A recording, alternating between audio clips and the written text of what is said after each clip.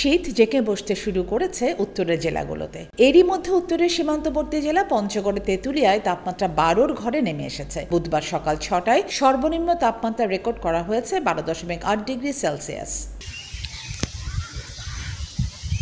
পঞ্চগড়ে ধীরে ধীরে নামতে শুরু করেছে তাপমাত্রার পারদ। কুয়াশার চাদরে মোড়ানো এলাকায় বইছে হালকা শীতের বাতাস। বাতাসে আর্দ্রতার কারণে সকাল থেকে ঘন কুয়াশায় ঢেকে যায় চারপাশ। ফলে কয়েক হাত দূরের সামনের রাস্তা দেখা না যাওয়ায় যানবাহনগুলোকে হেডলাইট জ্বালিয়ে চলাচল করতে হচ্ছে।